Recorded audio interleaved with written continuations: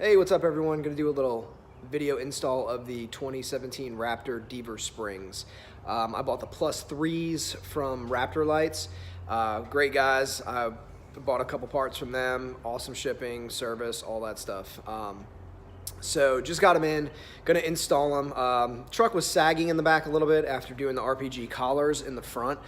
So this should lift the rear an inch, maybe even a little bit more, and the ride quality is hopefully gonna be better. So I'm gonna hit some of the highlights on the install, so hope this video helps you out.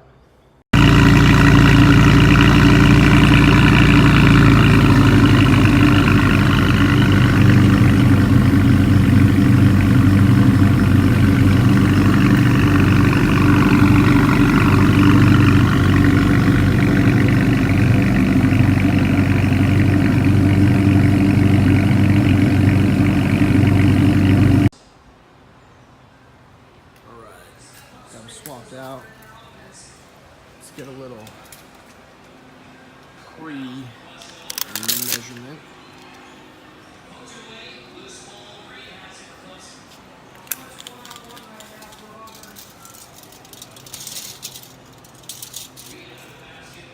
So we are right about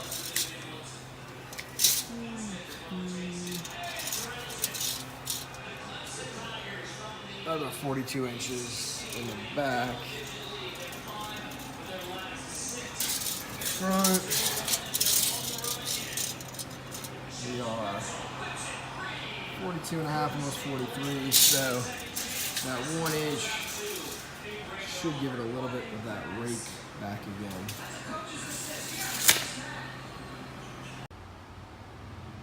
Here are the parts for the springs. And then new springs right there so they wouldn't fall over. Get this thing out of the way and put the truck in.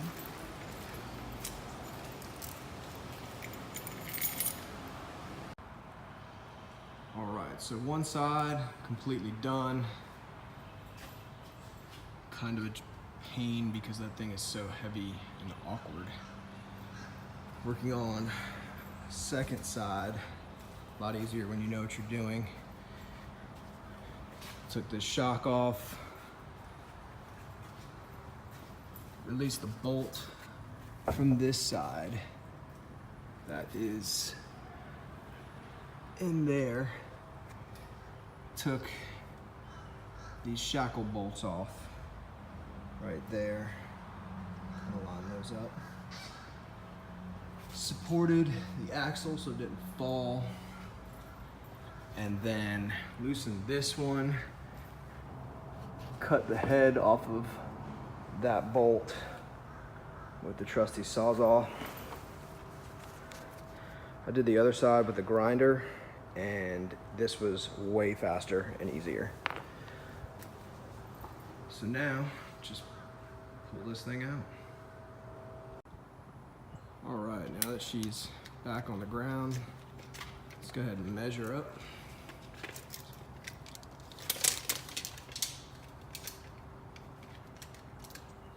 You can see, got a good amount more clearance now. Good amount, that's great English. I have a lot more clearance now between the wheel. It was rubbing right there and right there. I did back these bolts out just so it didn't rip that apart if it did come in contact with it. Stock, we're right at 42 inches. Sitting right now on this side about 44, let's take that straight. About 44 and a half. That's 2 inches over stock. I believe it will settle a little bit. The truck got that rake that I actually really did like back to it. It's kind of hard to see. Orange car's in the way, but definitely has that little bit of rake back to it. Once again, super happy with it. Definitely recommend this to anyone. Honestly, even if you're going to keep your 35s, just get the +2s. Or if you want to get these for, maybe a little bit more in the rear for towing, get the drop shackles. That'll put you right back in spec. It won't even lift the rear. It just rides so much better. All right. So this is pretty much everything that I used to put everything back together on the Raptor. Got your trusty Sawzall, impact, fluid film, screwdriver. I have a 10, 18, let's see here, 22, 1 inch, 7, what is this one? 7/8, and this handy little guy. It is a 24 millimeter cobalt open-ended socket. I've had this set for years and could never find a reason to use it until today. And then you also have a regular wrench. So I'll go ahead and show you where all this stuff goes. Let's hit fluid film first. Never used this stuff before. It's actually pretty cool. It's like a metal protectant. If you notice, if you look at the Deavers, they seem kind of greasy. They weren't powder coated, they were just painted, and these things are notorious for rusting up and squeaking. So all I did was spray the heck out of it with it, and it's a couple days ago, and it's held up really well. It leaves like a weird waxy film on it. I just hosed them down. I also hit the rear with it. It was starting to rust a little bit. And the reviews I've read on this stuff is really good. It's supposed to prevent rust for vehicles up north, all sorts of places. So it's got to hit the bottom a little bit more. Just wanted to test it out, but so far so good.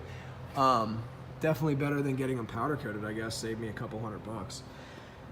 Other than that, Sawzall. I mean, you could probably use a grinding wheel. I did use a grinding wheel. I started on one side, it just didn't do the job. But where you're gonna wanna use that is right here. So when the OEM one is in, the bolt points this way, the nut's on this side. So when you take the nut off, you cannot get that bolt out. You have to almost either drop your exhaust or pull it out enough. I hit it with the saw to get the head off and pushed it right through. Seemed pretty easy. You also have the same issue on this side, except now the bolt is going this way and you got your nut on that side. So all I did was hit this with the 10 millimeter, drop it, release those lines a little bit, and pull it back. Be careful, you get your gas tank right here, saw it, and it comes right out. That seemed the easiest way to go ahead and get all that stuff taken care of.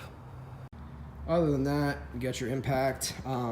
That's your 10 millimeter, obviously, for the brake lines. Then you have your deep 18. You probably just use a standard 18. Actually, no, it's got to be a deep one.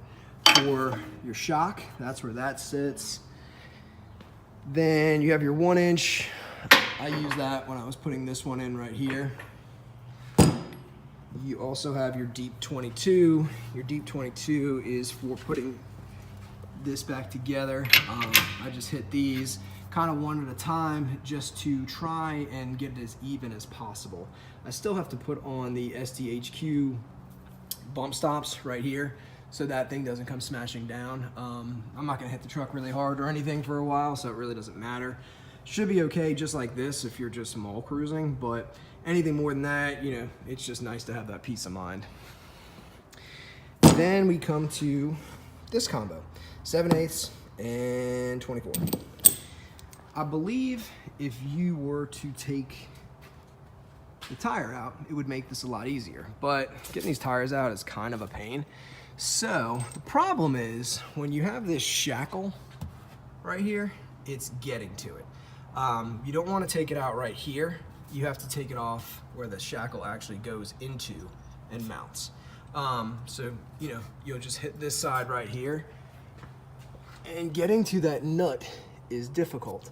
So what I did is use this combo. Go ahead and slid right in, fit. Go ahead and hit it with your socket in the back. The deep socket that I had, for some reason, just was not, the opening was not deep enough, and this combo worked for me. So I don't know, there's probably other ways to do it. It just seemed the path of least resistance for me. And that's pretty much it. Tips, I guess I would say, if you have a buddy helping you, that's gonna help out. I did it by myself. Getting these in is a giant pain in the ass. They're just really freaking heavy and awkward. And these corners are sharp, they will cut you, so just be careful. The only other thing that I used, probably most people will do it on jack stands. Obviously you have jack stands under your rear end. when it was up like this, I used, you can kind of see that red stand in the corner over there. I just positioned them under each axle. That way, when I released the pressure, the whole rear did not fall. And it was able for me to get everything back in line pretty easy because I could lift it up, turn that thing around. It would manipulate, the axle for the angles that I needed. Made the install pretty easy. But, it was one of those things where it took me a couple hours on this side and then 40 minutes on this side. Really, really simple and straightforward. Just take your time.